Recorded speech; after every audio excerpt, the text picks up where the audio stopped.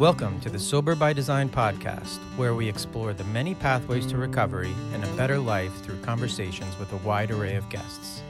Whether you're sober curious, in recovery, or simply looking to improve your mental health and well-being, this podcast will have something for you. Each week, we sit down with inspiring guests from all walks of life who share their personal stories of struggle and triumph, offering valuable insights and practical advice on how to design a life worth living. From addiction and mental health to spirituality and creativity, we cover a wide range of topics that are relevant to anyone seeking to live a more fulfilling and authentic life. So join us on this journey of discovery, growth, and transformation, and start designing a new life.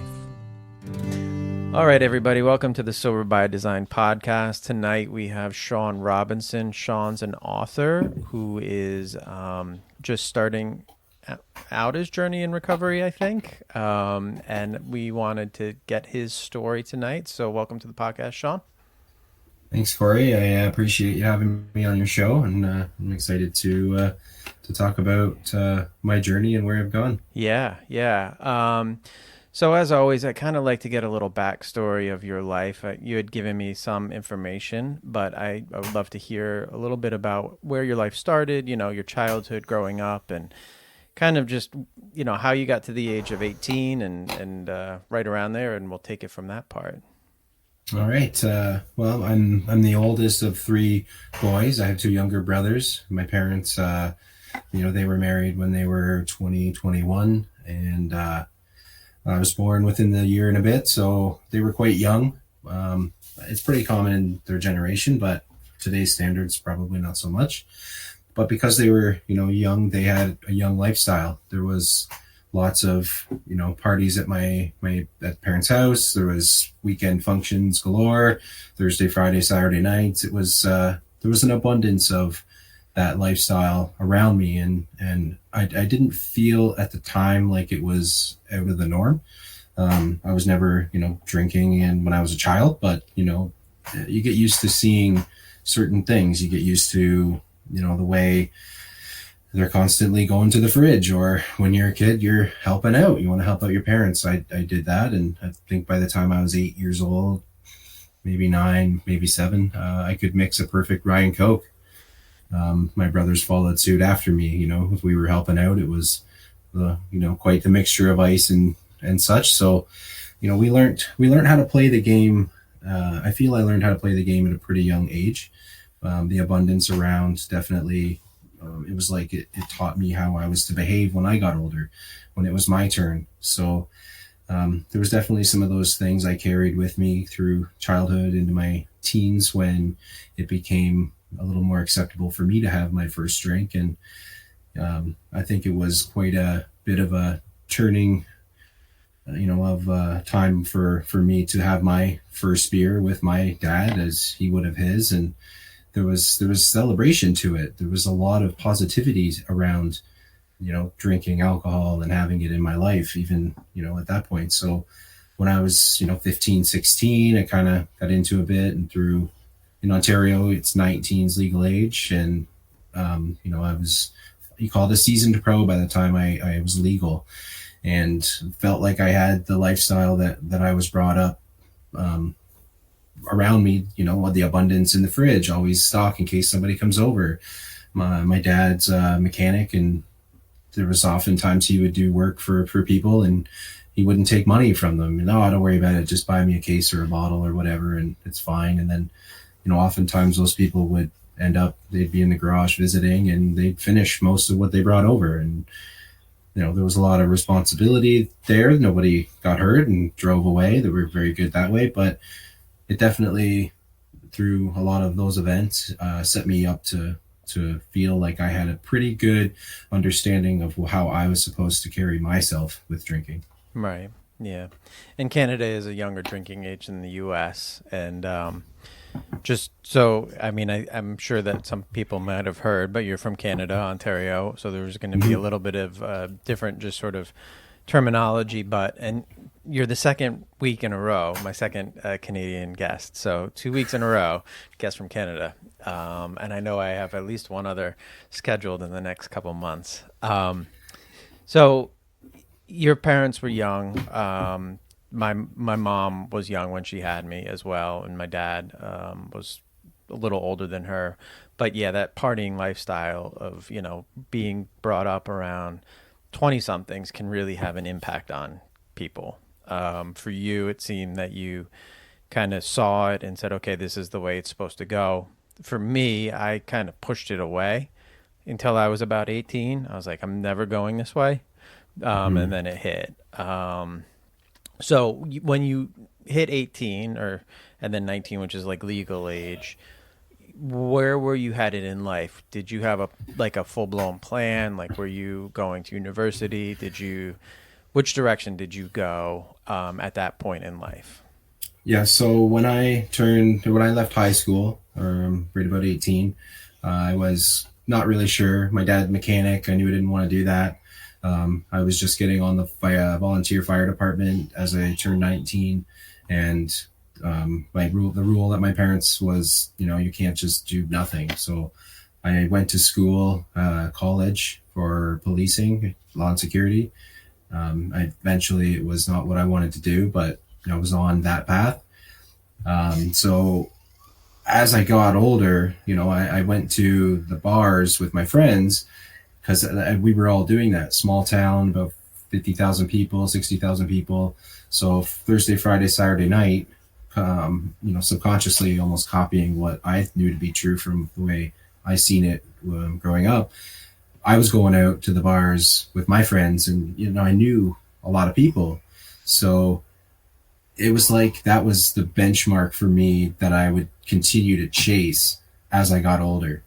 You're younger, you can handle more, but like the searching for that buzz or getting to that state when I was at that age and knew everybody, and you had your pre-drinks and your after parties and everything else, it was like for the rest of my life until I got to a point I decided to make a change. I was still looking for that feeling. Yeah. I mean, college definitely sets you up for that. If you're prone to it, it is kind of a boiler room for drinking, and that's when I started drinking as well. I started drinking my freshman year at college, and I kind of pushed it off, and then, like you said, it's a Thursday, Friday, Saturday event at college. Like, it is just straight through, right? And then that kind of just ballooned from there for me, at least. I remember, it wasn't just Thursday. It was, Wednesday night. It was Tuesday night. I lived in a house with a bunch of guys, and, we'd have any excuse to just drink and hang out. And it just really, it kind of hampered my first couple of years of college. Luckily, I was able to sort of wind it back and finish. But, I probably could have done better had I not been in that world. But it took me, I think, a little over 5 years to finish, which was good for the amount of nonsense that was going on. So you said you were in policing, going for policing law, and then did you stop that course because that's not where you wanted to go? No, I've always been very goal oriented. I've always been someone, and this is something my parents did, instill in me is finishing things. So even though I kind of learned I didn't want to continue with the law and security bit, I still finished the program. I worked at a young offenders facility. I did some corrections type work with that environment and some security work. So it was enough for me that I didn't want to do it. And the longer I was on the fire department volunteer, that was kind of where I felt I wanted to be. And I started taking a lot of courses and developing that way. Kind of at the same time, because I didn't want to go back to school and pay a bunch of money, I thought, how can I do this the cheapest way possible without having to go and take a firefighter program or anything else? So already being on a volunteer department and already working through basically an apprenticeship style program for certification to be a firefighter, and my dad being a mechanic, I thought, what trade can I get into that would help me get that job later? So that's where I decided I wanted to be an electrician. Okay. So it was kind of the push that brought me into the construction world, that I would soon learn a lot more about how expected I was to continue drinking, and basically a whole different habit and routine around it. Yeah. I probably didn't tell you in any of our correspondence, but I work in the design and construction industry as well. So I've been around the trades, job sites, and I understand sort of the nature of the industry, right? I mean, there's a couple, I think, things that go on in the industry. One is there's a lot of drinking. Two, there's a lot of mental health issues in the industry as well, and Hmm. they are starting to be talked about. But I think for a long time it was just kind of, as you said, like expected, right? I mean, and that goes from the trades levels kind of all the way up through, the after hour parties that were thrown or any of the events. It's always kind of revolves around alcohol. Um, I know when I got sober, I had a good friend who was an electrician and he got sober around the same time. But again, it's constant, alcohol in that industry, unfortunately. Hmm. And I think there's other industries that are similar, but, and I think you have a specific take on the whole atmosphere, right, in that Yeah. world. So if you wanted to kind of dive into that a little bit. Yeah, absolutely. Just to back up a little bit. So, with kind of where I was getting to with my college time and part-time jobs, I worked, some restaurants, I worked at the movie theater, and the hours that I would work were evenings. So we would be finished at like 11 o'clock, and there's really nothing, 11 or 12, there's nothing to do on you mentioned Monday, Tuesday nights. I was the same thing. What do you do on a Monday night after you close the restaurant at midnight and you don't want to go home and go to bed or whatever, right? You hang out somewhere, drinking, bars, whatever. So on top of that, I also worked seasonal at a liquor store. Hmm. So with my upbringing and the feeling I had to have a abundance around me in case a party broke out, what about the liquor store and all these new colorful summer things? You get keychains and stuff with them, like all the incentive to try it. I had an abundance all the time. It was like, I mean, I didn't lose money working there, but it definitely didn't help. Hmm. So once I started working construction, like you get into an environment where there's a lot of pressure and a lot of toxic masculinity. Um, there's an expectation that you're going to carry yourself a certain way, or you don't fit in, you don't belong.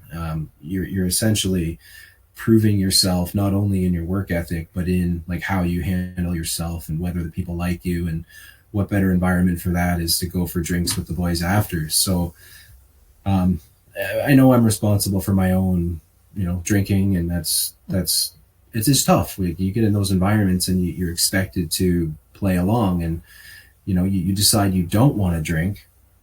What kind of abuse and has hazing and are you going to get from the people around you? Oh, what do you mean? You're like, you can drink? Well, just have one. And like the social element of it is like, I had a lot of good times, but Hmm. it never occurred to me that I could just decide to not do that.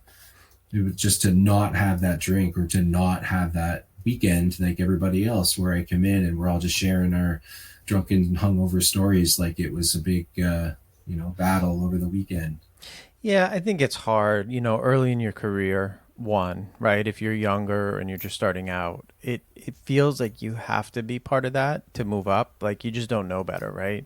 Yeah. And one, because you want to be part of the group, and two, you just assume that that's the thing that's going to kind of propel you through that thing. And until you have a bit of confidence about you in your seat, you kind of play along with whatever's going on. I mean, I've seen it in the construction industry. I've seen it in the finance industry. You see it in marketing. You see it in all these industries where the younger people just have to kind of play along with that. And I think it is really, again, because they just don't know better, that they can say, no, I don't want to do this. I'm here to work, and Yeah. give you my best. And my best Hmm. is when I'm not drinking. And, it's a hard thing that comes with time, confidence, and I've seen young people. I shouldn't say I haven't seen young people do it, because I have, but they seem to be a little bit more confident. And I know for me, early in my career, I was a little unsure. I was always like imposter syndrome, like how to get here. I shouldn't be here. Hmm. Um, and so going out was always part of the gig. And to your point, you know, being able to share the story of like the weekend and what did you do, and you know, kind of knowing what's going on in that, you know, world of drinking became important almost, and it was weird. And looking back, I'm like, you know, it kind of bothers me, but you know, obviously I'm out of it now. I just wish maybe I hadn't partaken in that part of my professional career, you know.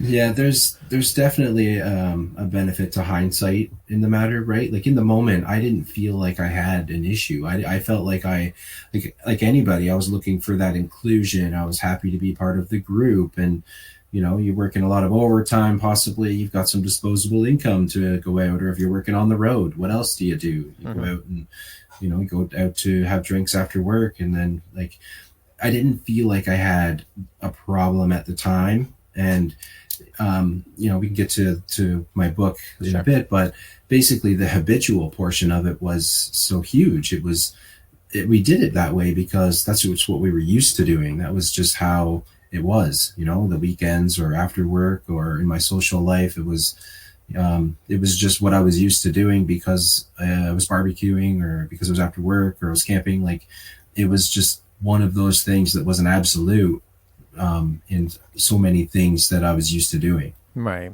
And it's the people that you're hanging out with too are doing the same thing. So it doesn't seem out of place, right? Until you step out of it, you're not understanding like, oh, this is not normal, right? Because it is it's your normal at that point in your life. You know, if that's what you're doing, you surround yourself with people that are doing the same thing normally. You know, you're not hanging out with people who are maybe, you know, going on good hikes or, you know, going to the gym all the time or, you know, volunteering. Like you're finding other people who want to go to the bar and want to just spend the day out on the deck drinking. So. Yeah. And in that environment, I found so not only are you going to be, you know, the same or similar as the people you spend your time with, and even with my upbringing, like I wasn't exposed to wanting to be a hiker or to reading a lot of books or self-development or, you know, carrying myself differently. Like I was used to that. This is just who you are. This is the type of person you are. Mm-hmm. 3 years ago, before I started this journey, I would have argued up and down, like, this is just who I am. Like I would have said, I've been given at this point in my life, 36 or 37 at the time, all the tools I need to be who I'm going to be, and this is the way it is. I can't change. Yeah. And that was just the way I thought it was to be true because of my influences and the way that I was taught. Right. No, I mean, you know what you know at that point, right? And again, what you're exposed to, the people you're around, you kind of take on that persona sometimes, I would say. And again, if that's what you saw growing up, that's what you know. And you don't see it as completely strange. You don't see it as bad. And it you know, it can be fine. Again, I think I've said it on here, like we still have parties at my house where people drink. I am not, you know, like I'm not a teetotaler for everybody else. It's for me. So I'll go out and I'll buy alcohol for people to drink still, which some people in sobriety might think is strange, but like it's not for me to say who can do what. You know, for me, it doesn't work, right? For me, drinking doesn't put my best person out there. But like my wife can still drink, you know, I still have friends that drink. I just can't. It's not, it doesn't put me into the world in a good spot. And I feel the same way for myself. Like my wife, when we were, I have 3 kids. They're 7, 9, and my youngest she's 2.5. So like she didn't drink for quite a long time because, you know, pregnancy and breastfeeding and, you know, different anxieties about not being able to be mother to her children. So she would only have 1 or 2. And the unfortunate part with that was almost permission for me to, when we went to functions, always just do my thing. Mm-hmm. Right. And my issue was, and this was something I learned when I was very young, but you know, to pack that perfect cooler, lots of ice and full. If I was only bringing a 6-pack, like I had an attitude instilled in me at one point that it was unacceptable to just buy a 6-pack. You know, you're going in there, well, you're just going to buy 6. Right. So I would pack this cooler with, you know, as many as it would hold. and we'd go to this function, and it would almost be my mission to just keep going. I'm chasing that version of me at 19, and I'm going to go through as many of these and as fast as I can, because my adult responsibilities made us an hour or two later than I'd like it to have been at this thing. So I'm going to drink faster to catch up. Sure. But then I wouldn't turn it off. So my issue was that pace was, the same or faster through the night. And, behind my wife's back, she'd be ready to go, babysitter, we got to get back. And it'd be like, try to do what I could to sneak, 1 or 2, 3 more before we actually had to go. And, that definitely didn't create a happy environment at home, right? Like that was, anytime we went to a function, that was just the expectation and almost a fight before we even got there, because you don't do what you did last time. Yeah. So there was definitely some stuff, lingering around me that should have told me to try and limit or eliminate sooner than I did. When I got to a point, like my weight has always kind of been up and down. I've always been aware of it, but never successfully stuck to any kind of program. So COVID come along and only made that worse, right? I know this is common for a lot of people, but when we're not allowed to go anywhere, but there's lots of liquor stores and beer stores open, my routine and habits of drinking went up. Mm-hmm. Like even the fire department volunteer, which I'm still on, it's almost 20 years, but like we would still respond to calls, but they stopped training, right? They didn't want anybody together any longer than they had to. So there was a lot more time at home, and I just drank more. We had Zoom parties and different things, social distance visits in the driveway, and it was worse for me. So, ending 2020, I found myself 320 pounds, terrible drinking routine. It was just the least proud I've ever been of where I was at, both physically and mentally. Right. Yeah. So that's, a bad spot. I know a lot of people really got sucked in during COVID, right? It went a couple ways for people. Either they, dove headfirst into drinking, or they dove headfirst into work or working out, right? It seemed to be whatever they chose, they really went that direction. Yeah. It was a tricky time. I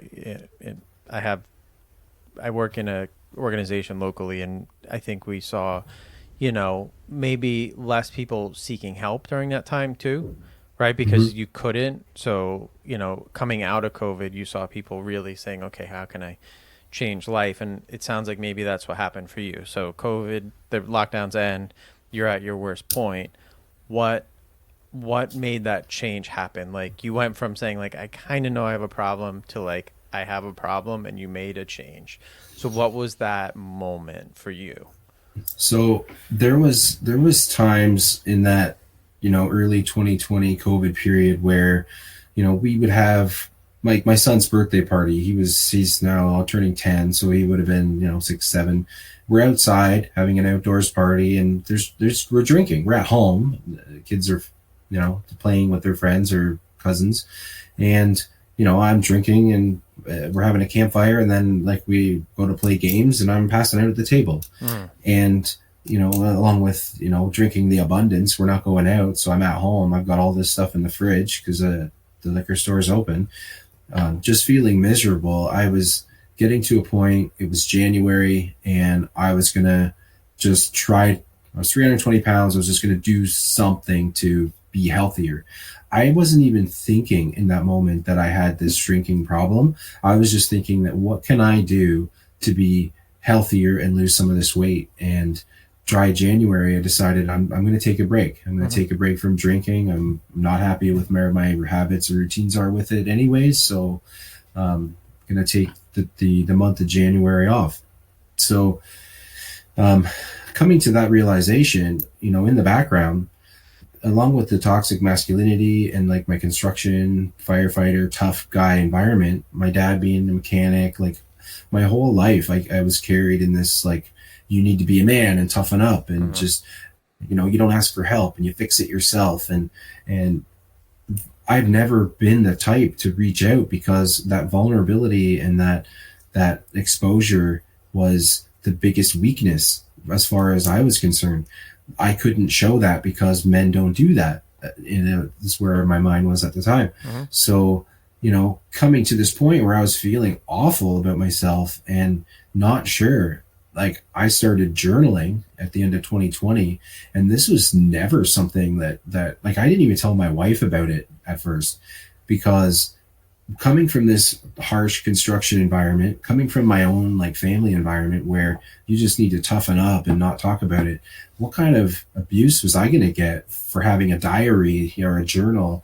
Like that was not something that the people around me were doing. And then along the same context, to admit that you've got something you're working on was almost as bad, right? We're not talking about self-development and betterment and these things at that time, like in the construction trailer or on the fire department or within my family. So I was very much in a like fix it yourself or you're not going to get there mentality. And before we go on, like obviously you can't live in that space. Like you definitely don't need to stay in that environment where you have to fix it yourself. There's way too many people and resources available. Yes, there are a ton of resources. So, again, I tried myself a couple times to do it, to get sober, and like just through sheer will.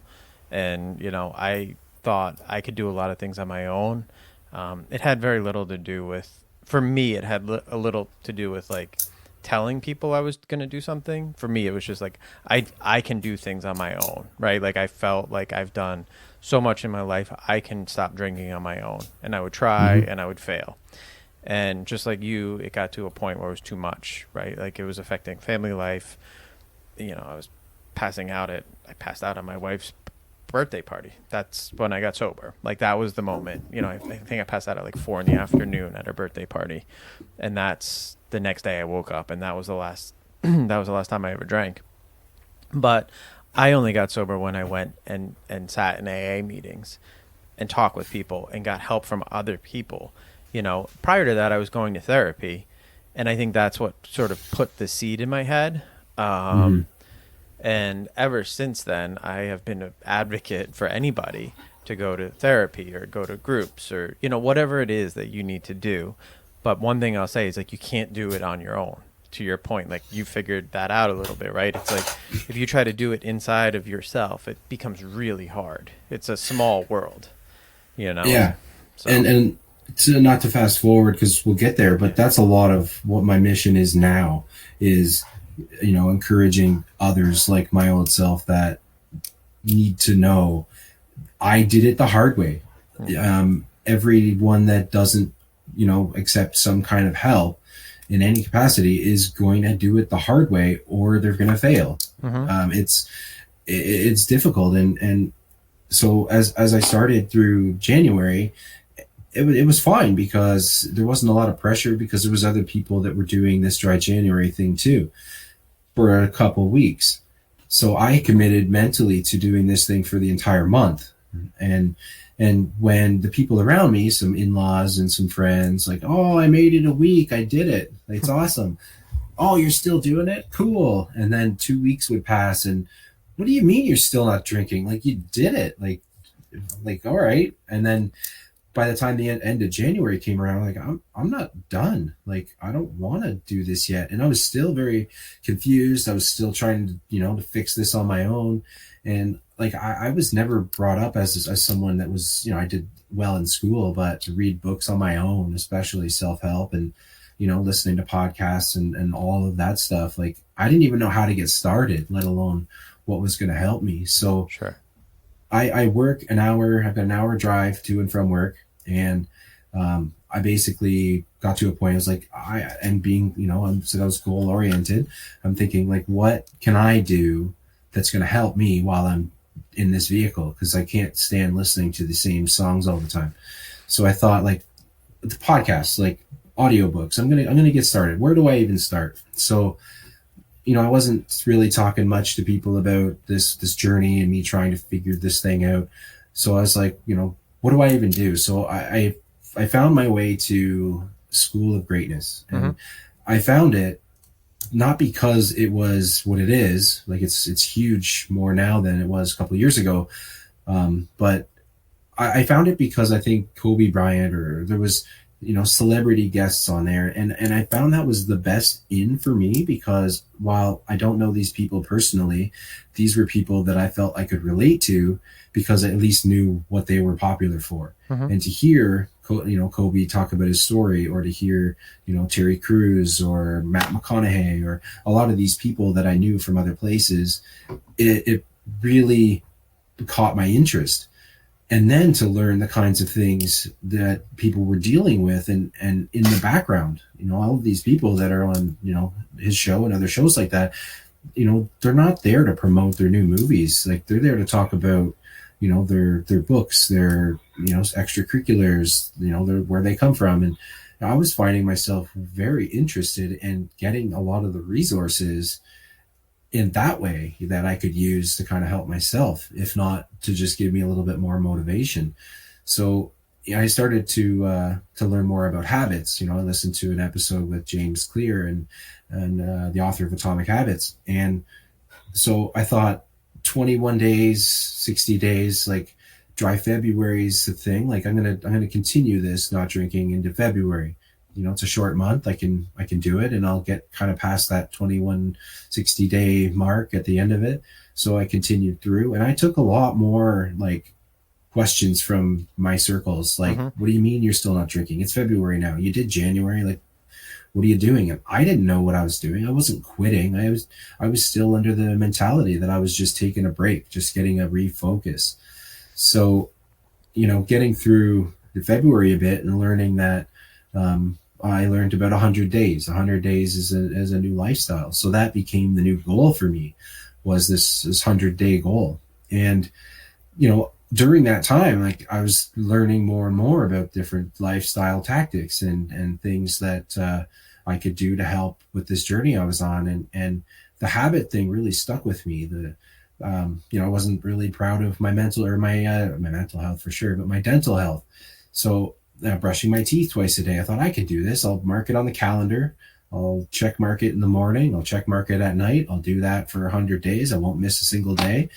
And then I'll turn it off. I'll stop checking it on the calendar, and I'll see if the lifestyle stuck. And it did. Like, I couldn't believe, like, I couldn't leave my house or wake up in the morning or go to bed at night without doing it. And, I started doing that with, many different things. I had like 4 different check marks, circles, and notches on the calendar days, each for a different thing.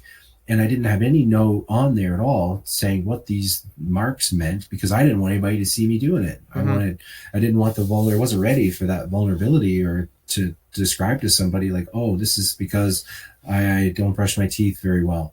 Like how good is that to talk about? So, to do these things for 100 days and test myself, so the 100 days became the new goal. So in that time, one of my best friends, he was in my wedding. Well, now COVID loosened up enough. He was allowed to get married. Their wedding was postponed. So I was in his wedding, and basically there was a lot more pressure there, because I didn't know how long I wasn't going to drink for, but he had expected me to be a certain way at his wedding. So he made sure I knew it too, because every function we went to leading up, it was, getting fitted for the suit, and bachelor party in Niagara Falls. And there was, all these wedding functions that were very heavily, it was expected to drink. There was alcohol at all of them. You'd better drink at my wedding every single time. Oh, you're not drinking? Well, you better drink at my wedding. Or how's your water? Or, like, it was just every single time, and it was in my head. It gave me so much anxiety. It gave me so much pressure, because I was trying so hard to be this better version of myself, and I'm getting all this outside pressure from others, but also from him, who should, and he is now, like, we're still friends, but there was definitely a really hard time there, because there was an expectation I was going to be drinking, and we were going to be the way we used to be at his wedding by the end of September that year. That's hard. When you make that change, one, especially if you're like not, and most people early on in sobriety aren't living like out loud about it, right? They're kind of holding it close, just like you were. But you have to tell people, and people have a certain version of you in their head, right? You Yeah. were the person that drank. You would go and you would be this life of the party, and they expect that same version. And the only way they get that version in their mind is if you're drinking, right? And that doesn't Yeah. have to be true, but it's what they think. So, you could be at that wedding, not drink, and still be a very fun person, but in their Yeah. head, they just can't make sense of it, right? It's like they don't know what you're going through. They don't know, this person that you want to become and that you can see in your mind. And at that point, you have quite a few days under your belt, right? I mean, at that point, you're looking at, September, that's almost 200 days probably, or somewhere in that range. So you're well past your 100-day mark. So you've already kind of said, like, this feels good, right? Yeah. So like once I got to the 100 days, just to back up a little bit, it was like I made it to the 100 days. I had some things in place. Like I made myself some rules early on. I knew enough, and this is in my book. Early on, I knew I needed a structure. I needed some things that like I could kind of use to carry me through. And my rules were pretty simple. They were, have fun. One of my rules was have fun. Like I didn't want to be someone that was just going to hide at home and hope it went away. So I challenged myself to, and COVID loosened up enough early on that it wasn't that I was stuck at home still. It was like I was able to go to these functions and I was able to not drink and really challenge and test myself. And so I was going to have a good time. It wasn't just going to be sitting in the corner with a bottle of water judging everybody like I've seen people in the past do at functions. So I was cognizant of that person that I didn't want to be. So another rule was that I wasn't going to pretend. I didn't want to go from the drinking habit and routine that I had to drinking the 0% and the mocktails and whatever. So I didn't touch them at all for like 9 or 10 months of 2021. It was important to me because I didn't know how I was going to handle, the habit of having this drink all the time, the way I was used to. And so I didn't want to pretend like, I was just going to have this non-alcoholic. And then, by the time I'm ready to drink again, I still have my game plan figured out, and there's a couple other rules in there that I had not to give everything away, but like there was a couple other rules in there that it was basically just about making sure that I was in the moment and true to myself and just consistent. It was, I learned enough with what I was listening to and the material I was absorbing to know that was a good basic structure for me to get where I felt like I needed to be. So at 100 days, I had those in place, and I had like a Yeti mug that was I called it my security blanket. Basically, I could pour whatever I wanted in there, and it wasn't that bottle of water. It wasn't that beer. It was whatever I wanted it to be. And I was still playing the game, at a campfire or out somewhere. I mean, I wouldn't bring it to like the restaurant, but Right. Most environments, it was somebody's house and we're bringing a cooler of stuff. I pour whatever I want in there, sparkling water, and just sip on it like I was playing the game like everybody else. Sure.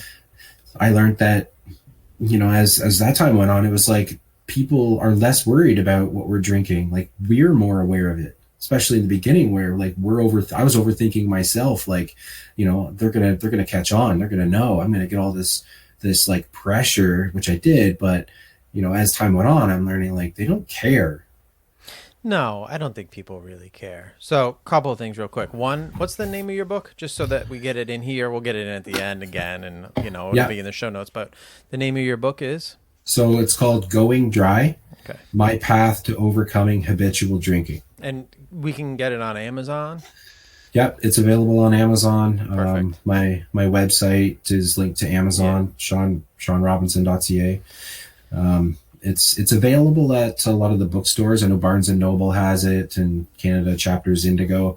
I don't believe a lot of stores are stocking it. I mean, I'm not, that I have self-published and paid to have it done, and it's available at those places, but it's. Listen, I think it's awesome, right? I think putting ourselves out there is a huge part of, how we can help people. I know for me, I got help through podcasts and books, and without people willing to put their story out there, I'm not going to be a sober person, right? And that's why I'm doing this. That's why you did what you did, and and continue to do. Couple of things I just wanted to touch on. One, your have fun thing I think is so huge, and I've brought it up on here before, but I know early in my recovery, some people in my recovery world would be like very against me having fun, right? It was all about, you have to really focus on recovery only, no fun, it's 90 and 90. It's all the old adages of AA that are stuck in this old timer mentality. And I kept thinking, why am I getting sober if I can't go have fun with my wife, my kids? Like, that's what I'm doing this for, right? To be there for people and to enjoy my life.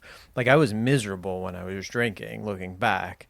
And now you're going to tell me I'm going to get sober and I'm still going to have some level of misery because you don't want me to have fun and go out. I had a guy get very mad that I was having a pig roast at the house. How could you do that? You're going to drink, or I would go help somebody DJ a wedding. Why can you do that? You're going to drink. It was like, it was everything that I would do would be met with this resistance from some of these old time recovery people. And I just, it really kind of rubbed me the wrong way. And luckily I was able to sort of say, okay, well, I don't want that recovery. There's a different recovery I want. 'Cause like that mentality could turn people off completely. Like the fact that you're saying have fun is just such a huge thing. And it is something that I think is super important for everybody to know. Like, you can be in recovery, you can not be drinking, and you can still have a lot of fun. Absolutely. And the statement have fun doesn't have to be that you're going and doing things where there's alcohol around. It's just like, for me it was, don't sit at home and sulk. It was, fun could have been just going for that hike you mentioned, like middle of the day, there's no alcohol around in sight, but it was like, just make sure that I'm getting out and doing things to keep my mind off it, but also to test my boundaries. Right. Yeah. And I think that's really good, just advice in general. And then the other tool, what was the other tool that you mentioned? Now that I'm thinking back. So there was have fun, and then there was one other one. Whatever the case, the have fun one is huge to me. Mocktails? Oh, the mocktails. Yeah. So I have a weird relationship with that. Early on, I was the same way. Like, I was very against the idea of non-alcoholic beers, and I think, when I got sober 10 years ago, you were basically looking at like O'Doul's and maybe one other one, right? There wasn't a lot on the market 10 years ago. Fast forward to 2023, and if you go to your local, either food store that sells beer or liquor store, you're going to see, I don't know, a dozen choices of non-alcoholic craft beers. You're going to see, some sort of CBD seltzer. And then I particularly like drinking hop water, which is just like hop tea. I don't think it tastes anything like beer. For me, hop water is just like a different flavored seltzer. Yeah. But they're produced by breweries, right? I actually make my own at home, so I don't drink the commercially produced ones, and it literally is just water and hops. So like, I know what I'm putting in there. Yeah. My feeling on the NA beers, I don't know. And the mocktails, listen, I go out to dinners with my family. Sometimes there's a drink on the menu that's listed under a mocktail that just sounds good, right? It's like raspberry puree and, whatever, ginger beer. And you're like, oh, that sounds really delicious just as a drink. Yeah. If it wasn't called a mocktail and it was just on the menu, you might drink it, right? So like, I think the terminology can get a little bit weird. Again, I think it's the intention of why you're drinking that drink, right? Like, I drink hot water because I like drinking water, and I like drinking flavored water. And I like a bitter taste. So, I like bitter flavors. I like strong flavors. It works. The NA beer, I don't know. I can't do it. I've tried. The flavor doesn't hit for me. I would love to be able to support like Athletic Brewing. I think what they're doing is very smart, giving people that option in a bar. I just don't, the flavor doesn't hit for me. But like, give me a Hoplark hop tea, I'm all about it. Or Lagunitas hop water, I'm all for it. But like for me, again, it's intention. Everything is intention. Like, what is your intention of having that drink? Right? Yeah, that was like why I didn't want to get into them at all was because I didn't know what my intention was or what it was going to lead to.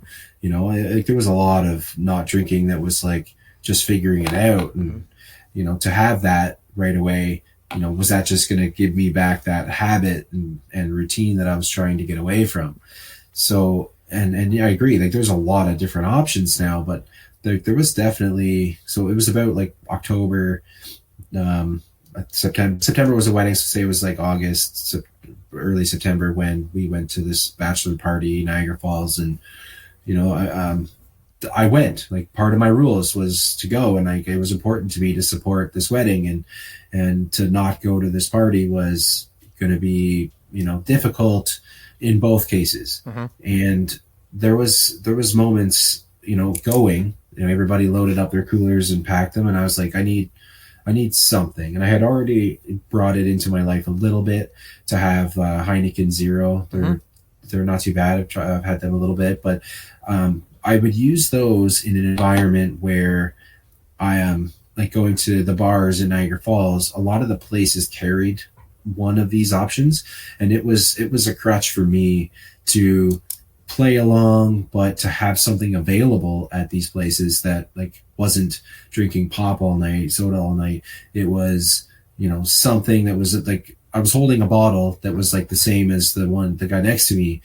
And like the first time, so I went on a bit of a trip to Niagara Falls with some construction guys, and it was definitely awkward because I ordered a Virgin Caesar. So Caesar in Canada is the Clamato juice, right?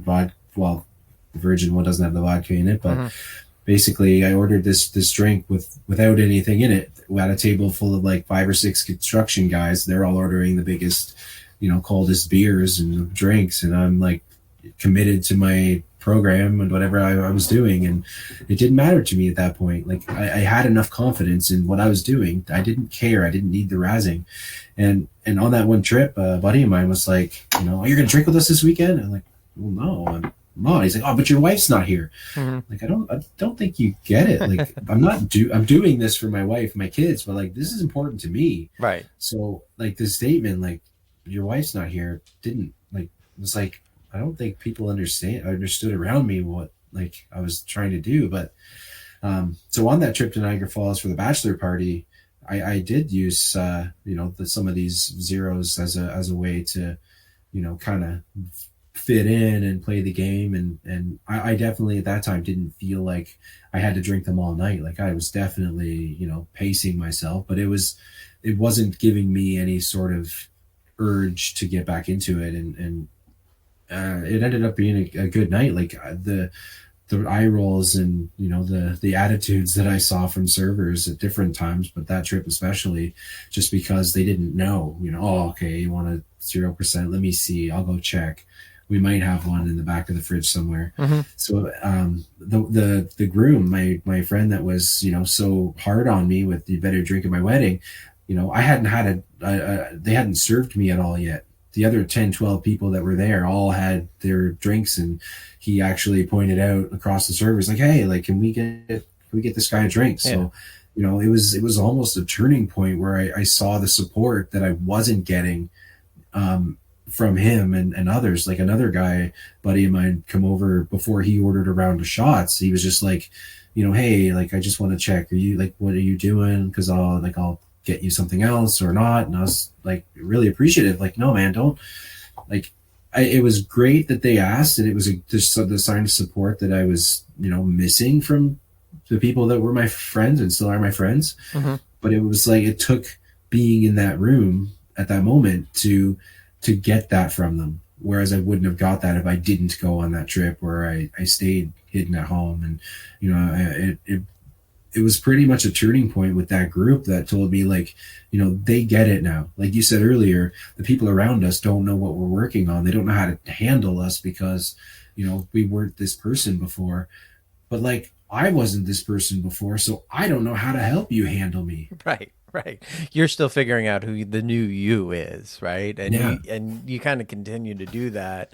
forever, actually. Because once you start to change, I think you kind of continue to change throughout, right? I think Yeah, once you realize like, oh, I can actually change things in my life, and you start down that path, you kind of continue on that way for a while, and yeah, hopefully definitely. forever. I hope that I continue to grow and change and modify who I am for the rest of my life. But once you get one big one in, especially like older in life, I think, like I think you mentioned this was like in your mid 30s. That's when I made my Yeah, change, and ever since then I'm like, oh, I can try new things, and that is cool. And but you don't know what you can do till you do it. And yeah, for you in that early part, it's like you're just figuring out like, okay, I'm not drinking, and your friends are watching this evolution happen in real time, and it's hard. It's hard. They like yeah, they lost somebody too, right? So like they're yeah, kind of grieving the loss of their friend in their head, right? But you're still there, and you're kind of grieving the loss of who you were, but you're still in your life. And it's just a very weird thing that happens. And some people can deal with it, and some people can't. Like the friends that yeah. can't, they just kind of fall off. They do. They definitely do. And it's unfortunate because you really want that to work, but you start to learn that those people were in your life for that reason, right? You take that away and you lose what you used to do together, what you used to talk about together, and not that you're getting rid of these people, but you grow apart, and Yeah. that's just what happens. Yeah, I mean it's But hard. It's hard for everybody, but I think it's the best version. So, I just wanted to ask. So, when you started this journey, you were 320 pounds. yeah, And in that part in September, where were you at then? Because you did this for a couple of reasons. You said, okay, it's physical, and then as it's going through, you're realizing, okay, now it's mental, and yeah. then both are kind of converging. So at that wedding, at that point, had you seen a huge change in your physical health? I definitely did. There was a lot that I realized about myself, and physically I had already lost, I think, by the wedding 50 or 60 pounds, Hmm. probably 50 pounds by the wedding. And like I was feeling great. Like my young kids, my daughter was born September 2020, and I started this basically by Christmas January. So she was only a couple months old, and like young kids up in the night trying to help. Like there was a lot of times like I was waking up and I was miserable. I was impatient. Nobody could the kids couldn't, like, I'd help, but I was ugly about it. And you know by the time I got through a portion of this year, like I wasn't this way anymore. I had a lot more patience. I was more present with them, with my family. Like my wife and I were a lot better because I wasn't doing this at functions where I would just ignore her and trail off and then be blackout and not abusive in that way, but definitely mentally because of the environment I was bringing with me. So, by the time this wedding had happened, and probably a little bit earlier, like I was feeling awesome. I, Hmm. I loved how I wasn't hungover on the weekends, and could plan my days without knowing that there had to be this recovery time in there, or like I never let it affect my work. I was fortunate that way, but the habit and routine portion of what was my drinking was like nights and weekends. And I felt much better as that year went on, and it was almost another reason for me to keep going. Yeah. And did you add anything else? Like, so now time goes on, right? The wedding passes. You're kind of continuing on this path. How did you maintain it? Was it just because it was habitual at this point to not do it, or were you doing anything Well, else above and beyond it to like maintain this lifestyle? so what had happened was, I got through the 100 days, and I kind of got to a point. I was like, well, now what? Because each point I had a level. It was January, then it was February, then it was 100 days, and then I got to that 100 day point, and I was like, what next? Like, I'm not ready to stop this yet. I don't know what I'm doing, and I'm thought like I'm already about a third of the way through this year. I'm thinking at that time, because this was still a break to me at that point. I'm thinking, never in my life is this going to happen again. never in my life am I going to be this close to possibly going an entire year without alcohol. So I challenged myself at that moment, was like, okay, I'm going to do this. I'm going to get through the entirety of this year, which is only, two more thirds of the year, not drinking any alcohol. 2021 is me. And so with that goal in mind, and that brought all these other challenges, the wedding and how I was going to handle that and these different functions. And then, New Year's Eve, the same friend of mine that at the wedding, like we got to a New Year's Eve party and he was like, oh, like they were handing around a bottle to take shots from. And I was like, no. He's like, oh, right. It's not 2022 yet. Like it's not New Year's yet. Like just digs all year long. And my commitment to it was bigger than that. So what happened was, so about 9-10 months, this was after the wedding, and a friend of mine was like, hey, how's everything going? It was a genuine question. After he ordered his double tequila something or other at the restaurant, it was like, how's everything going? And I was like, oh, I could write a book. And it was just a statement that it was like, I'd been through so much this year that I could write this book. And I'm thinking, like, I've kept this journal this whole time about everything that I've ran into, all of these things we're talking about. And I really have already written this book and was carrying it on. So like at that moment, I was like thinking about when I got started and was not from a place of listening to podcasts and reading these books. Like I wasn't looking for that professional, expert, educated opinion. I didn't want that in my life at all. I wanted a real example. I wanted, like I said, I was listening to the people that I thought I knew from actors and stuff talking about their histories, and I wanted a version that I could relate to. And not that there isn't a lot of content out there, but I wasn't finding it in the places I was looking for it. And that was because I didn't feel like I was the kind of person to be able to use the programs and services that are available. And that's like why I want to push people to do what they need to do and use that's available, because it's, like I said earlier, it's so much harder the way I did it. But, not doing that, it became important that I use my experience to basically, like Ed Milet said it a few times on his show, you're the most qualified to help your former self. And I heard him say that at a point where I was coming up with the decision to put myself out there to do this for where I was at in the beginning, looking for how to get started, helping me get to a point where I could open up and change who I thought I was as a person, to let these things in my life that were going to help me, the influences from the podcasts and even talking to people about it. So getting to the later part of that year that was 2021, it became like almost more therapy for me, because I had to finish this year, not only for me, but because I was going to give back to old me. I was going to look into getting this book that was my journal published and out there, so that other people where I was from, not geographically but mentally, knew there was at least this other viewpoint of where I was at. Right. It becomes another tool, right?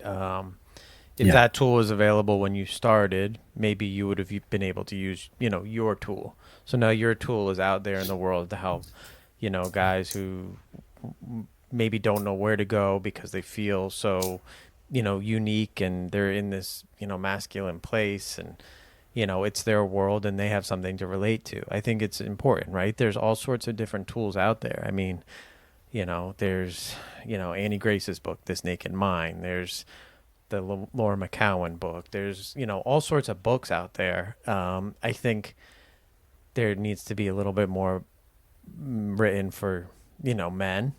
I think men are very hard. We have it's always kind of just been like, go to AA, and it even that room is a little rough. I was talking to somebody about it tonight. Like, it's not for everybody, and up until recently, it probably wasn't for women. It just kind of had a very masculine vibe in there too.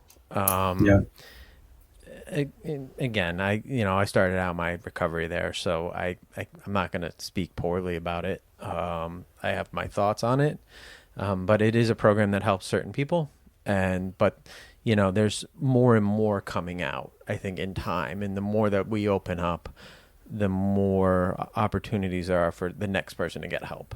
Like your story will help somebody who maybe would have been hesitant, right? It might help the guy who's right now out there framing a house, and thinking the only way to, calm down at night is to drink beer. That's not the only way, right? And he might read your story and say, "Oh, here's somebody I can relate to." Yeah, and I think that's important. That was what I was thinking. Is like, because like I mean I looked enough, because I had all this time while I was driving to listen to this stuff. Like, I looked for this for that reason. I wanted something that spoke to the kind of close, right? We can't relate to everything we hear and listen to and read, but like, I wanted something close, and I just wasn't finding it there. And back to AA. I know that's done amazing things for people, and it was definitely something that I thought about doing. But and I've got a video on YouTube about this. I don't come from, like, my family was never religious. Mm-hmm. So the fact that the program, as far as I knew, was, very much based on a lot of the beliefs that I didn't grow up being a part of, it was a lot of pressure and a lot of, deterrent for me to get involved that way, because it just the fact where my mindset was at, it wasn't for me automatically, because I didn't go to church growing up. And it's not fair for me to think that, but I'm like, what else do I know, right? I was too proud to ask. Yeah, it is the perception though out there. I mean, I think if you just say it, right, it's like church basement. AA and church basement go together.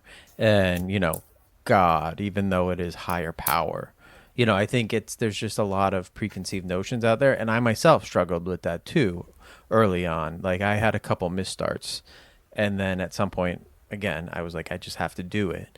And I really did not buy into the higher power thing at the start. It was like, this isn't for me, and it was almost like adversarial in my head, that idea of higher power and how can I reconcile this? I'm not religious. And it was very hard, and it is a challenge. And I understand where you were coming from, and dealing with people who I try to help navigate towards different, modalities of recovery.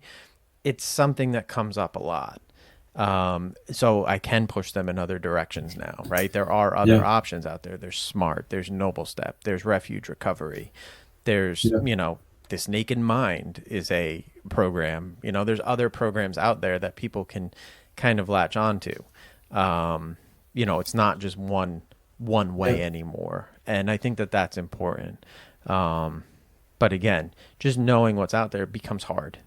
Where do you start when you're in that place and you're drinking all the time and your life is falling apart and you're trying to find stuff? You're not really doing a great job. It's like, no, it's hard. It is hard. And like anything, good and bad, we think about being great right off the bat, right? Mm-hmm. We think about, you're going to quit cold turkey and it's going to work this time. You think about, you're going to go run that marathon just off the couch because, we want to go 0 to 100%, but we don't give ourselves the chance to take those baby steps and work through, the habit and routine portion of changing a lifestyle. Like, we get so, seeing somebody that's been 10 years sober, and you're like, it's a lot of pressure because you're just 2 weeks or 10 days or 100 days, and it's like, there's so much further than me. How do I get that far? And you start to have a lot of mental anxieties and pressures. Like, there's a lot trying to think and compete with others, but this has to be our own race. Like, this is something that, like, is our own program, right? We have to take it one day at a time, and all the things that work, we have to do it that way and not compare ourselves to someone else. And so many of us drank or used drugs for so long too, right? We forget that part. So, if you start when you're in your teens and you're drinking till you're 35, you spent 18 years drinking, and using drugs and using substances to calm yourself, and you think in 30 days you're going to figure out how to live this other way is a little silly, but that's kind of where we're at always as people. Yeah. I'm 10 years in and I'm still figuring out stuff, right? Like I'm still, my recovery kind of shifts throughout time, and things that worked, 4 years ago don't work today. And what works today probably isn't going to work 3 years from now.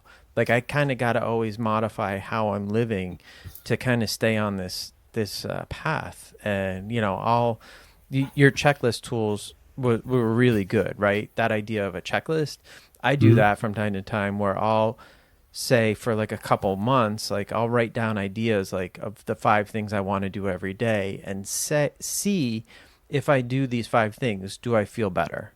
Like, and those things might change week to week until I get to like an optimal place, right? So it might be like I have to spend time with my family for a certain amount. I have to read, I have to work out, I have to eat no sugar. But then maybe the next week I'll like, change the reading to something else. And, I'll kind of judge how I felt the next day based on what I did. And for me, that's a tool that I've used over time. But again, like that's just taking, that comes out of like experience and time. Like that isn't something somebody who's got a week of recovery is going to, 1, figure out, or 2, be able to do. Like at that point, you're hanging on and you're just trying not to drink, and that's okay. And that, if that's all you can do, that's awesome, And that's the most, I think, one of the most important things we've got to realize is that, you're going to have days that aren't as good as the next day. Right. And if you just get up in the morning and get out the door and, you survive, that's just as good as being the most productive, right? You're still here. You've kept on your program, however you've got it worked out that works for you, and you're maintaining. Like the good days, the bad days are still, part of the journey. Of course, yeah. I mean, I still have crappy days. I've had crappy weeks. I've had a crappy month or a crappy, like it happens. That and it's not that. Nothing is really going to change it all that much. I think the idea though is that we don't make it worse. Right. Like that, it's like, that's as bad as it can get. I'm not going to make it any worse, and I think that that's the big change. The old version of me would have a bad day and go like, okay, I'm going to drink and it's going to get worse. And, but we try not to do that anymore. We try to make it better. And what tool do I have to, shift this day around or shift this week around? And sometimes there's just nothing. Sometimes it's just, go to bed. And and that's all I can do, and that's okay. But I don't drink, and that for me has worked for the time that I've been sober. And that's what I'll tell people, like just don't drink today, and I know that sounds simple and it sounds hard to some people, but it's worked for me. And it's just part of replacing drinking with something else, right? Like one of the quotes from James Clear that I heard on a podcast that he talked about habits was he stopped setting goals for himself. He didn't think setting goals was working for him. So what he started to do was asking himself better questions.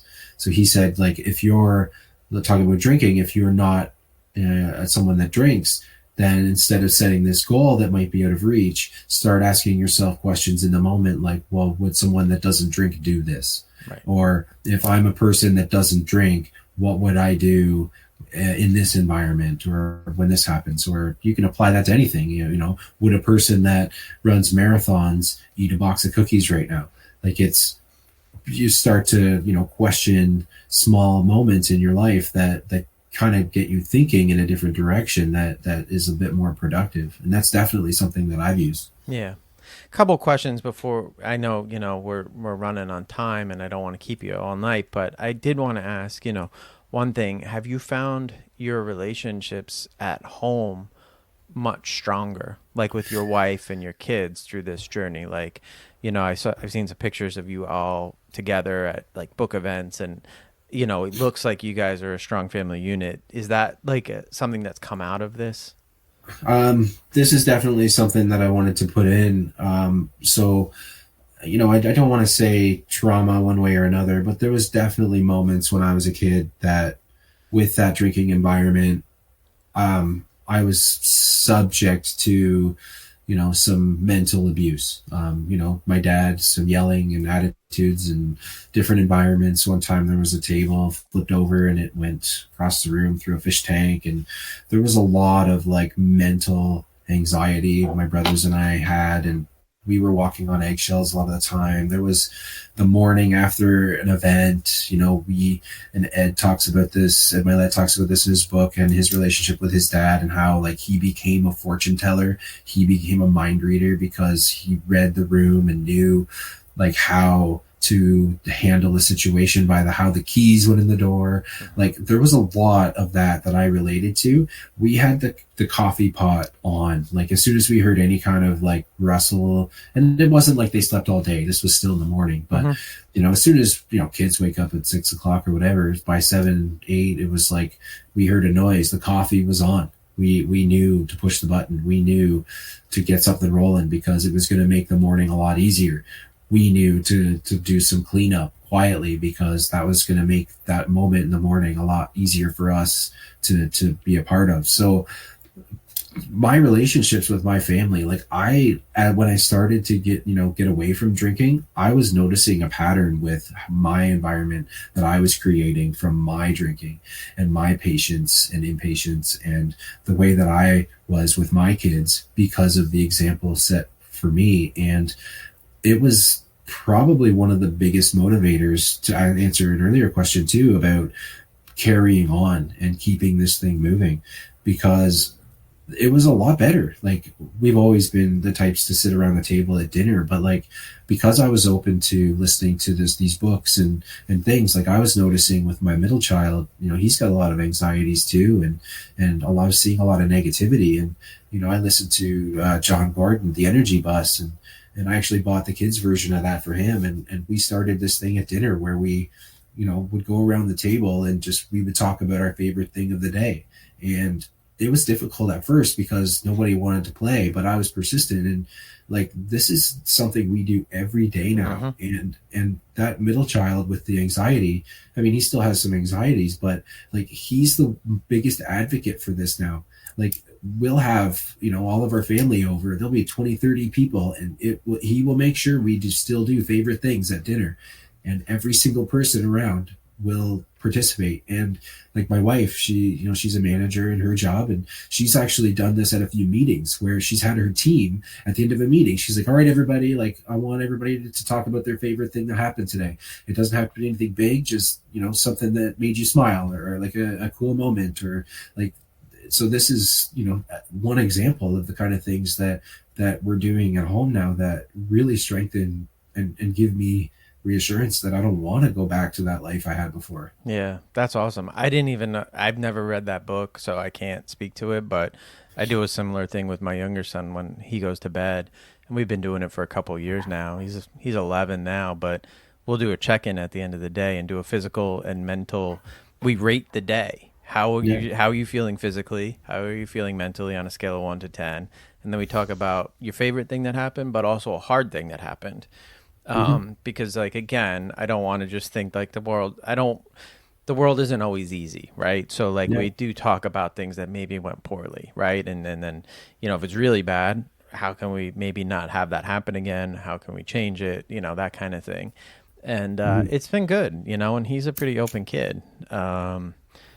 I want to say that he started it. I don't even remember, but at this point, it's just part of our thing. And sometimes he'll bring it up at dinner sometimes, but mostly it's just me and him that go through that exercise. No, that's great. It's definitely something that we've evolved to, where we've added. Maybe it's the thing that didn't make me so happy today, right? Yeah. We've definitely added both, and it's become so much fun because my daughter, who's getting it a little bit more now, she's 2.5, but like. She would say the exact same thing every single day. And she would just copy something that the boys said. The other two are boys. So it would just be, the cutest moment because she's trying. But so Energy Bus, there's two copies, right? There's one for kids and there's one for adults in business. And the adult version, just to quickly give context to where this came from. They talk about golf, right? And the greatest golf shot. You could play a game of golf and it's completely miserable, but you'll always remember that one shot, right? And that's that shot that keeps you coming back. And that's the context for this, favorite thing. It's that moment that, in the day that keeps you coming back. Mm-hmm. Yeah, that's a good one. I like that. So it definitely sounds like, this change in lifestyle has brought you all closer, which I think is awesome. So right now your physical health's in check, you got your family health in check, you have a book, you are feeling good with the change that you made, you're living life. And that is kind of what you wanted to come out of this, by making all these changes. Are you still working in the, building trades? Yes, I'm actually electrical project manager now. Okay. So moved up a bit and, busy with that, and have people on my team that, I see a lot of patterns in myself. So I think I'm definitely giving some, I can't mix the two because I'm trying to keep the life separate, but they know about it. And we talk about it. So I think I'm seeing some, and actually there's been a lot of construction people that I don't work with right now that I used to, that, give me the push to keep going, and, tell me you don't know like who you're helping right now. And, there's definitely been a lot of that, in that sector too, that I've picked up on. Yeah. But, extension, I've lost 100 pounds. Like I've maintained the awesome. Physical and the dieting lifestyle, and, knocked 100 pounds, and, just continuously listening and reading as much as I can to get further ahead. And one thing I realized with a lot of this content, not everybody has the time. I'm still driving that hour to work, and not like I'd come home and talk to my wife and be like, oh, you've got to listen to this book. You got this podcast. You got to hear what he said, Corey. Like he hits the nail on the head. And you're like, and then she like would humor it a bit, but does not have that kind of time, right? She's looking after the kids and doing these things, and we'll try, but people aren't going to pick up the lifestyle at the same time we are, right? So I'm like thinking, how can I take what I'm absorbing and learning and put it in a way that it's a couple minutes instead of an hour or a couple hours, or some audiobooks are quite long. So I've started my own YouTube channel and pick a topic a week. I've got an email newsletter, and I'm just trying to take this content through like what I'm learning on my own, and some of what's already out there, and putting it back in a format that people can pick up on. And I know there's a lot of this out there, but it's from like my angle with the construction and the masculinity and all the things that are in my book. And it's like just putting it out there in smaller pieces that person and most people that don't have the time can at least get that bit of a message.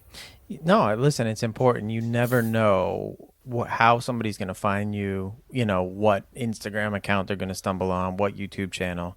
I think the more that's out there, the better, in this arena. I don't think it's I'm always cautious of people where it feels like it's too much of a profit grab. Like that, you know what I mean? Yeah. So like this for me is literally just like the next evolution of my recovery. Like for me became that, right? Like, okay, what was I going to do next? And it was like, this was it. So for me, this is just literally getting people on here to talk, for as long as they want about recovery or whatever it is, mental health. Yeah. I don't really even have a prescribed format in that regard. But I think the more content that is out there talking about recovery, mental health, anything like this, the better, and if it's TikTok, Instagram, YouTube, podcasts, books, go, I'm all for it. I understand that people have to make money. But again, I do get very cautious around certain things where I see, well, maybe that's a different episode. I got my full-time job. This is definitely me trying to get the message out there that I couldn't find. And this book cost me money, right? Yeah. This book cost me money to make. I'm not in the green with it by any means at this point. And I'm not worried about that. Like, I didn't decide to put myself out there and be vulnerable and share this much of my life because I wanted to invite people in. Like that was never the person I was. This was a way to put it out there so someone like where I was at might pick it up and find that enough motivation to get going, or to not be in that old mindset that this is just who I am, or to be in front of the construction guys and feel like you have to drink every weekend. Like you don't have to do things you don't want to do, and sometimes you just need a reference point behind you to say like, oh, this guy did it, I can do it, or this person did it, I can do it. Yep. So I'm just trying to be an example, and honestly, it's therapy for me too. Like this, to continue with this content and just having this conversation. These things are all therapy for me to continue working on myself and where I'm going. So as much as I'm putting this out there for someone else and hoping I can bring them along, this keeps me in my lane. Sure. Yeah, and it's you helping the next person, which is always huge, right? It's like if you can help one other person, you've done a world of good. So that's how I look at it. Hopefully I can help more than one, but if I've helped one, great. And that's, that's my goal here too. So before we go, couple things. One, you want to give everybody your book and your social and your website again? Yep. So my book is Going Dry, My Path to Overcoming Habitual Drinking. It's not Audible yet, but it's paperback and hardcover, available Amazon and most bookstores. My website, seanrobinson.ca, seanrobinson.ca. I've got putting all my media, every podcast I've been on, it's just got to update it, but I'm putting all my content in a media page there to make it easy. Mm-hmm. I've got a YouTube channel. It's Going Dry. You'll find it. All my videos I'm putting on there, they're about 2 to 4 minutes each on a topic, and it all relates to this content and where I'm at. And it was a lot for me to decide to do that. So a lot of my drive now is just doing things that are uncomfortable for my personal growth. Like this weekend I'm running in a 5K, and I've never done that in my life. Nice. And it's just because I've never done it that I decided I'm going to do it. So it doesn't sound like a lot at being 5K, but it's huge for me. So like, my socials, I'm also Instagram at going.dry and Facebook Going Dry. Sweet. I'll make sure to link all that in the show notes. So if anybody didn't catch any of it, just go to the show notes. Everything will be there. The last thing I like to ask people is, besides your book, or anything like that, what are you taking in media wise? Show, movie, book, music, anything really up in your mind right now? Right now I'm taking in basically as much of this as I can get, and I'm trying to be diverse with it. It's financials, it's health, it's lifestyle, it's family.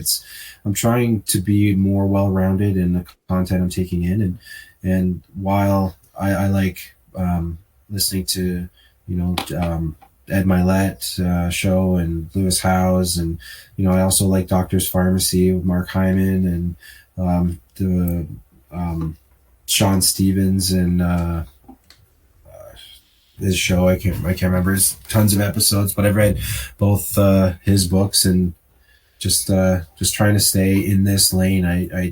I listen to the music now and then when I need a decompress, but basically as much of this stuff as I can get. All right. Well, I'm going to give my couple for the week. It's hard because I give them in every episode. So, but this past week I started watching the original Friday Night Lights, the TV show about Texas football, and really good. I had to stop watching it actually, and I'm going to bring my wife into it because it definitely hit like, oh, this is a good show. Interesting camera work. I could tell the writing's on point. So we are going to, digest that one together. But from what I saw in the first 6 episodes, it's worth a watch. Podcast. I'm going to go with Breaking Points. It's a news podcast. Really focuses on more American news. So I'm sorry, Sean. I mean, they do get international, but it is very American, United States skewed. But I like it because they kind of have conservative and a liberal and they kind of come at stories from both sides, and you kind of get to like a middle ground. It's been a tricky thing for me to find that kind of news, and the news can be very hard to watch. I know some people in recovery have a hard time with it, or some people will get really like sucked one way or the other. And with social media, it's very hard. So I like Breaking Points because it gives me sort of the facts, and then maybe a little bit of opinion one way or the other, but I can, it's factual. So I like that. And then the only other thing I was thinking, music wise, I am going to throw out Noah Kahn, singer-songwriter from New England. Really been liking him lately, and we're going to be going to see him in June as a family. So that's Very nice. exciting. Yeah. So we do like our live music, and, kind of try to bring our kids into it as well. So it's Awesome. been good. But Sean, I really appreciate you being on tonight. Your story's great. Your understanding of, how you went about this is so interesting. And, even though you didn't do a formal program, you like created what is basically a program for yourself. And now you're putting it out to the world. So I think that's really awesome. And I hope people check you out. So it's been good, though. Thank you very much. I appreciate it. It's definitely been a bit of a journey, and like I said, harder because I wasn't open to the things I should have been, but it worked out, and I just hope to be able to transfer that in any way to someone else that could use it. Great. Well, thanks everybody for listening. And again, if you can subscribe, do all the podcast things that are, I guess, making this better. I don't know all that stuff, but thank you again, and we'll see you next week.